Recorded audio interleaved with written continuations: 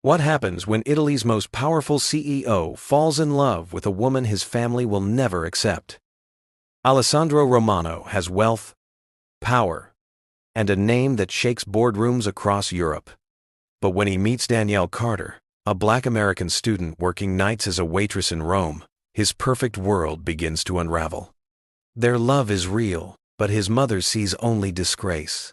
A waitress, an outsider, and worst of all, a woman whose very skin challenges everything the Romano family stands for. Will Alessandro risk his empire, his reputation, and his family name for love? Or will prejudice tear them apart before they ever get a chance? Stay with me, because this isn't just a love story. It's a battle between power and passion, hate and hope, and the ending will leave you breathless. Alessandro Romano had everything most men could only dream of: wealth, status, and the prestige of being Italy's youngest CEO. Born into a powerful family in Milan, heir to Romano Enterprises, a multinational empire in fashion and finance, he grew up in a world of marble villas, Tuscan vineyards, and private jets. On the surface, he had it all, yet Alessandro often felt caged. Every dinner was a negotiation, every date an arrangement, every smile an expectation. His life was meticulously curated by his mother, Caterina Romano, a woman as elegant as she was ruthless. At his age, he had never known love. He had tried endless blind dates with the daughters of aristocrats, heiresses, and CEOs, but none stirred his heart until he met her, and everything changed. The rain pressed softly against the windows of Ristorante Milano, where Alessandro Romano sat stiffly across from yet another woman his mother had arranged for him to meet. She was beautiful, elegant, dressed head to toe in designer wear. Yet, as she spoke, Alessandro felt nothing. "So," she purred, sipping her wine, "I heard Romano Enterprises is expanding its vineyards into Tuscany. That must be exciting. Perhaps we could visit together?" Alessandro checked his watch discreetly. "Perhaps," he said flatly. The woman smiled brightly, but her eyes betrayed calculation. She wasn't here for him. She was here for his name. Later, when the dinner mercifully ended, Alessandro escorted her to her driver and returned to his car. As the rain streaked down the windshield, he let out a breath. Another night wasted. At 31, Alessandro was the youngest CEO in Milan, heir to a powerful empire. But beneath the polished exterior, he felt caged. Every woman his mother introduced to him cared more about contracts than conversation, wealth than warmth. That evening, back at his penthouse, his phone buzzed. It was his mother, Caterina. "Alessandro," her voice was sharp as glass. "Marco tells me you left dinner early. That's humiliating." "Mother," he sighed, loosening his tie. "I had work tomorrow. It was enough." "Enough?" she snapped. "Marriage is not about feelings. It's about alliances. Chairman Bellini's daughter is a perfect choice. She will secure our future. I expect you to show respect when you meet her next time." He closed his eyes. "We'll see." The line went silent for a dangerous moment. Then she hung up. The next morning, Marco, his assistant, stepped into his office, handing him a file. "Sir, you're due in Rome tomorrow. Energy Board negotiations." Alessandro nodded wearily. Just another trip. Just another deal. He had no idea that Rome was about to change everything. The train from Milan to Rome glided swiftly through the countryside, golden fields and vineyards blurring past. Alessandro leaned back in his leather seat, staring out the window without really seeing. Marco, seated across from him, flipped through documents. "Tomorrow's meeting is at the ministry. They're expecting you at 9. Alessandro hummed in response, his mind elsewhere. He had spent years building Romano Enterprises higher and higher, yet each success felt hollow. Is this all there is? He often wondered. When the train arrived at Roma Termini, the station buzzed with noise. Tourists dragging suitcases, locals rushing to catch buses, street musicians playing violins under the high glass ceiling. Alessandro inhaled. Rome always carried a different rhythm than Milan. Messier, livelier, warmer. That evening, after checking into his hotel, he felt restless. The luxury suite felt suffocating, a cage of silk sheets and polished marble. He needed air. "Would you like me to reserve a table at La Pergola?" Marco asked. "No," Alessandro said firmly. "Somewhere simple." He left alone, wandering into Trastevere. The cobblestone streets glowed with lantern light, laughter spilling from trattorias. The air was heavy with garlic, basil, and roasting meat. Eventually, he pushed open the door of a modest restaurant, tucked in the corner of a piazza. Inside, the chatter was warm, the walls lined with old photos, the atmosphere alive with unpolished joy. He sat at a corner table. For once, no one recognized him. And then, he saw her. Danielle Carter balanced her tray with practiced ease, weaving between tables filled with locals and tourists. She had been in Rome for almost a year now, juggling her art history master's program and evening shifts at the trattoria. It wasn't glamorous, but it paid the bills, and it grounded her. When she reached the tall man in the corner, she noticed something different. Most customers scanned the menu immediately, but he just stared at her, as if caught off guard. His eyes were striking, hazel, sharp, yet oddly uncertain. "Would you like to see the menu?" she asked again, amused. He cleared his throat. "Just water." Danielle tilted her head, her smile tugging at the corners of her lips. "Really? In Rome, that's almost a crime. At least try the carbonara. It's our signature dish. I promise it's better than bottled water." His lips curved into the faintest smile. "Then I'll trust you." "Good choice," she said, scribbling down the order before moving away. When she returned with the steaming plate, Alessandro inhaled the aroma. He wasn't sure if it was the pasta or the way she placed it gently before him, but something in his chest shifted. "Enjoy," she said warmly. As she walked off, he caught the chef calling across the kitchen. "Danielle!" Her name, it lingered in his mind like a secret melody. He picked up his fork, but his attention kept drifting back to her. She wasn't like the women he knew, polished, distant, obsessed with appearances. She was real. For the first time in years, he felt his heart stir. The next evening, after his meeting ended earlier than expected, Alessandro wandered back into Trastevere. He told himself it was for the food, but he knew the truth. Danielle spotted him immediately, her lips quirking into a smile. "Back again? Careful, you'll start looking like a local." "Is that so terrible?" he asked, removing his jacket as he sat down. "Not at all. Rome has a way of keeping people," she teased, "but I didn't think men in designer suits had time for trattorias." He smirked. "Maybe men in suits are tired of fine dining." As she jotted his order, he asked, "You're American?" "Atlanta," she said proudly. "I came here for my master's, art history. I work nights to pay tuition." He leaned forward. "That must be difficult." Danielle shrugged, her smile tinged with determination. "It's worth it. I've dreamed of walking these streets since I was a kid. The art, the history, it's alive here. Even on nights I'm exhausted, I remind myself, I'm living my dream." Something in Alessandro tightened. He admired her fire. She wasn't chasing wealth or status, just passion. "And you?" she asked suddenly. "What brings you to Rome?" He hesitated, the truth pressing at his lips. "To escape my own emptiness." But instead he said lightly, "Business, meetings, nothing exciting." She gave him a knowing look. "Businessmen always say that. Maybe you just don't want to bore me." Alessandro chuckled.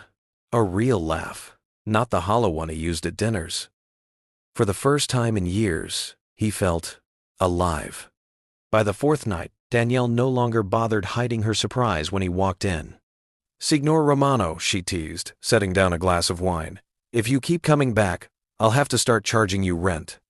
Alessandro leaned back in his chair, eyes fixed on her. "Maybe I wouldn't mind." She rolled her eyes, though a blush rose to her cheeks. Smooth, very smooth. The trattoria was busy that night. But Alessandro stayed longer than usual, sipping his wine slowly, waiting until her shift slowed. When she finally passed by his table again, he asked softly, "Can I walk you home after your shift?" Danielle froze. Part of her wanted to say yes. Another part screamed, "Danger." She shook her head gently. "It's late. And besides, you don't even know me."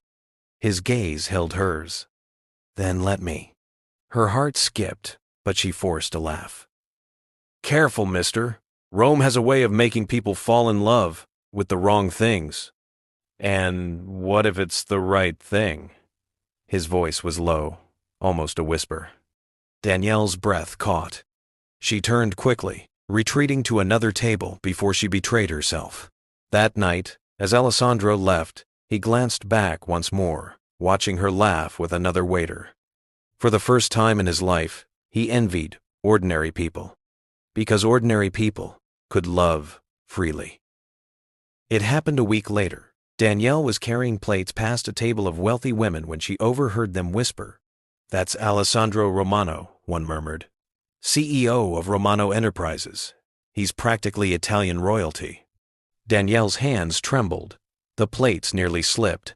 CEO? Royalty? Suddenly, all the pieces fit. His expensive suits, his quiet authority, the way even Marco, who sometimes stopped by, treated him like more than a boss. 4 days ago, she had finally decided to give him a chance. They had spent most of her free time knowing each other. He seemed really nice, and she likes him. But why didn't he tell her who he is? When she returned to his table, her warmth was gone. "Your order," she said flatly, setting down his plate. Alessandro frowned. "Danielle, what's wrong?" She crossed her arms, voice sharp. "Why didn't you tell me who you are?" His jaw tightened. "Because I didn't want you to see me as a CEO. I wanted you to see me as me." Danielle shook her head. "Men like you don't eat in places like this. You don't fall for women like me." "Women like you?" His tone softened. "Danielle, you're everything I've been searching for." Her lips parted, her heart warring against her mind. But before she could respond, the door opened. The air shifted. Caterina Romano swept inside, her presence like ice. Elegant in a cream suit, her heels clicked sharply against the floor. 2 bodyguards followed. Marco trailed behind, guilt in his eyes. "Mother, what are you doing here?" Alessandro asked. "Well, I had to come see for myself the reason you refused to return to Milan," she said. "Mother, I still have businesses to handle here." "I can clearly see that," she interrupted, as her gaze landed on Danielle, and her lips curved into a cruel smile. "So," Caterina said coldly, "this is the business? This girl?" The restaurant fell silent as Caterina advanced towards Danielle, her heels striking the tiled floor like a gavel. "This is her?"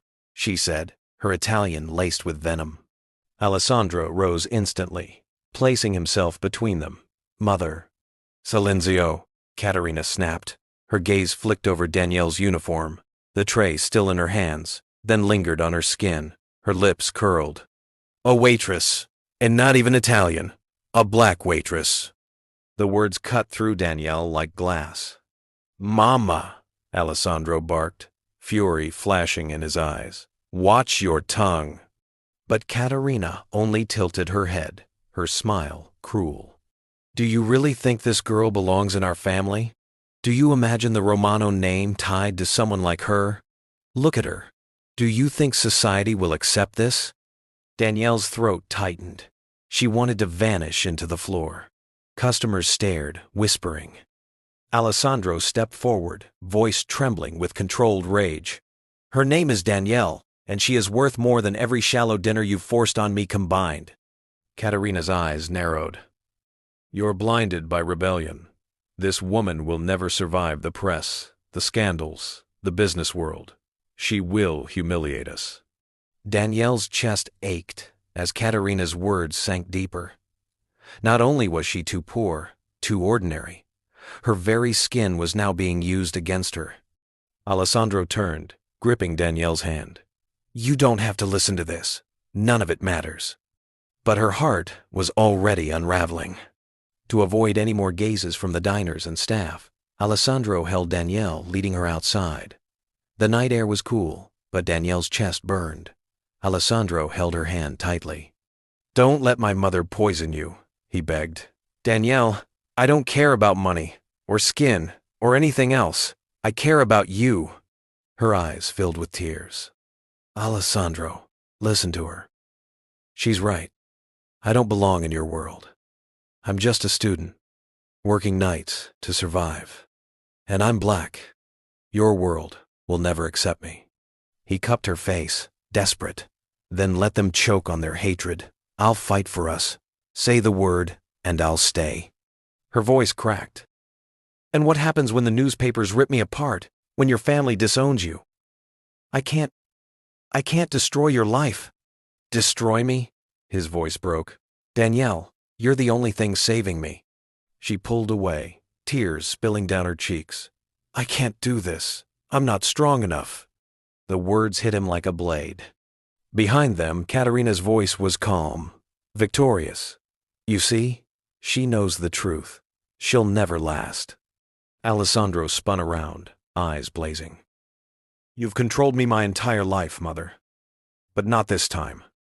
Not with her." Danielle sobbed, shaking her head. "Stop, Alessandro. Please, go. I'm sorry. I can't do this anymore." Without waiting for him to convince her, she turned and walked away. And for the first time, Alessandro Romano, the man who had never lost a battle, felt utterly defeated. Weeks passed. Milan felt colder than ever. Alessandro sat in his office, surrounded by files, but every page blurred. His pen hovered uselessly. The boardroom applauded his presentations, yet his voice felt hollow. At night, his penthouse echoed with silence. He poured himself wine, but it tasted bitter. He stared at the skyline, replaying Danielle's words. "I can't do this. I'm not strong enough." He clenched his jaw. She's wrong. She's stronger than she knows. Meanwhile, in Rome, Danielle pushed through her shifts at the trattoria with mechanical smiles. She studied late at night, but her books blurred with tears. Her friend Lucia noticed. "You're fading," Lucia whispered one evening as Danielle stared blankly at her notes. Danielle forced a smile. "I'm fine." "No, you're not. You miss him." Danielle's lips trembled. "Missing him isn't the problem. Believing I belong with him, that's the part I can't do." Lucia reached across the table. "Danielle, love doesn't ask if you belong. It just is. And from the way he looked at you, I think he'd burn the world before letting you go." Danielle turned away, her heart aching. She wanted to believe, but Katerina's words haunted her. "A black waitress. Do you think society will accept you?" And so, both of them, two souls in two cities, lived half-lives, carrying the weight of what might have been. "Sir, you're losing yourself." Marco stood in Alessandro's office, watching his boss stare blankly at a contract. Alessandro didn't look up. "I'm fine." "No, you're not. You haven't smiled in weeks. You barely speak in meetings. You're here, but you're not here." Alessandro sighed, rubbing his temples. "What do you want me to do? She told me she can't do this." She walked away. Marco stepped forward, his voice firmer. "She didn't walk away because she doesn't love you. She walked away because she's terrified, and you let your mother's poison win." Alessandro's jaw clenched. Marco pulled something from his jacket and set it on the desk. A plane ticket. Rome. Alessandro looked up sharply. "You want to fix this?" Marco said. "Then fight. For once, fight for yourself. Not for your mother. Not for the company. For her. Because if you don't, you'll regret it until your last breath." Silence stretched. Alessandro stared at the ticket, his heart pounding. Slowly, determination lit his eyes again. "You're right," he said, standing abruptly. He grabbed his coat. "I've wasted enough time." As he strode out, Marco allowed himself the faintest smile. Finally, his boss was going to war for the right reason. The sky over Rome blazed with sunset, the cobblestones glowing golden. Danielle stepped outside the trattoria after her shift, pulling her jacket tighter against the evening breeze. She was lost in thought when she froze. There he was. Alessandro stood across the piazza, his tailored suit wrinkled from travel, his dark hair tousled by the wind. But it was his eyes, those hazel eyes burning with raw determination, that rooted her in place. Her heart stopped. Alessandro. He stepped forward, voice hoarse but steady. I came back for you. Her breath caught. Why? You don't? Because I can't live without you, he interrupted, his voice breaking. I don't care about Milan, money, or my family's name. I care about you, Danielle. You. Your laugh, your fire, the way you make me feel like I'm not just a machine in a suit. Tears stung her eyes. But your mother. Let her choke on her prejudice, Alessandro said fiercely. I don't care if she hates me for it. I don't care if the whole country does. I will fight for us, but only if you want me to. He stepped closer, cupping her face gently. I love you, Danielle. Tell me to stay, and I will. Her tears spilled over as her hands trembled against his chest. For the first time in weeks, her heart felt alive again. She smiled through the tears. Stay. And under the Roman sunset, their lips met in a kiss full of longing, promise, and defiance. For once, love had the courage to fight back. The next weeks were a whirlwind. Alessandro refused to hide anymore. He traveled to see Danielle more often, walked her home through the lantern-lit streets, and kissed her in open piazzas. But soon the whispers began. At the trattoria, customers leaned in to murmur. Isn't that Romano, the CEO? With a black waitress? Impossible! Danielle overheard, each word like a dagger. The newspapers followed. Scandal in Milan. Romano's affair with black student.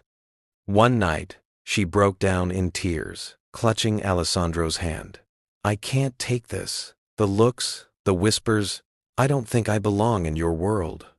He pulled her close, his voice steady. Danielle, listen to me. They can whisper. They can write their lies. But none of it matters. I love you. That's the only truth. She buried her face in his chest, trembling. What if they never accept me? What if I ruin you? He tilted her chin up, eyes blazing. Then let me be ruined, because without you, I'm already destroyed. Danielle's heart swelled, torn between fear and love, and for the first time she began to wonder if maybe, just maybe, she was stronger than she thought. Months later, the Romano villa outside Milan shimmered with marble and chandeliers, but for Danielle, it felt like a battlefield. Caterina had requested a private conversation, and Alessandro, though reluctant, encouraged Danielle to come. In the drawing room, Caterina stood by the window, her silhouette sharp against the fading light. She didn't bother with pleasantries. So, she said coolly, you're still here. I must admit, I thought you'd be gone by now. Danielle straightened, though her heart pounded. I'm not going anywhere. Caterina turned, eyes narrowing. Do you truly believe you belong beside my son? You're an American, a waitress. And worse. Her gaze swept Danielle's skin with disdain. You'll always be seen as different, black. Do you think our world will ever accept you? The words sliced deep, but this time, Danielle didn't flinch. She drew a steady breath. Maybe not your world, Signora, she said firmly. But Alessandro and I, we're building our own. And in that world, love matters more than bloodlines, money, or the color of my skin. Caterina blinked, momentarily caught off guard. She had expected tears, not strength. Danielle stepped closer, voice steady. You raised a son strong enough to love without fear. If you can't accept that, it's your loss, not ours. Silence hung heavy.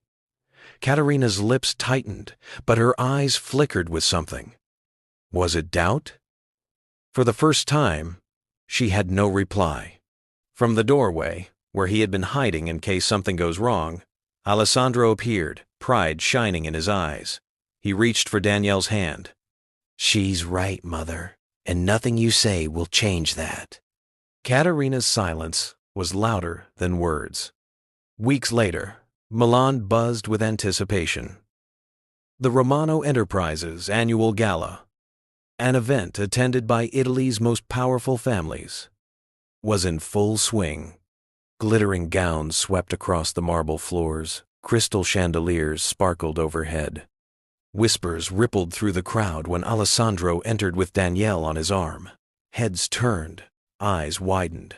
Some sneered, others gasped. "Is that her? The black woman? A waitress?" Danielle's heart raced, but Alessandro's grip on her hand was steady. He leaned close, whispering, "Ignore them. Tonight, the only eyes that matter are mine." At the podium, Alessandro addressed the crowd, his voice commanding. "Romano Enterprises has always stood for tradition, but tonight I stand for something greater, truth. For too long I've lived a life dictated by expectations, but no more." He turned, stretching his hands towards Danielle, bringing her to join him on stage. "This woman beside me, Danielle Carter, is the one I love. She is my future, and if anyone has a problem with that, they can take it up with me." Gasps filled the hall. Some clapped hesitantly, others scowled, but Danielle's eyes brimmed with tears. He had chosen her, not in private, not in whispers, but in front of the entire world. The orchestra shifted, violins filling the air with a soft waltz. Alessandro looked at her, his hazel eyes warm. "Dance with me." Her heart pounded. "Here? In front of everyone?" He smiled. "Especially in front of everyone." He drew her onto the marble dance floor. The crowd parted, all eyes on them as he guided her gracefully into the rhythm. At first her steps trembled, but his steady hand at her back calmed her. As the music swelled, Alessandro leaned close, whispering against her ear, "See, this is our world now, just you and me." Danielle's tears turned to a radiant smile. "And I wouldn't change a thing." Together they twirled, laughter mixing with violins, until the whispers faded into nothing and only love remained. And so, against all odds, Alessandro and Danielle proved that love can overcome wealth, prejudice, and even the coldest of hearts. Their journey reminds us that true love doesn't ask where you're from, the color of your skin, or the size of your bank account. It only asks for courage. The courage to choose love, no matter the cost. What about you? Do you believe love is strong enough to defeat hate and tradition? Share your thoughts in the comments. We'd love to hear your perspective. If this story touched your heart, don't forget to give it a like, share it with someone who believes in love, and subscribe for more powerful stories that celebrate hope, strength, and passion. Turn on the notification bell so you never miss a new upload. Until next time, remember, true love always wins.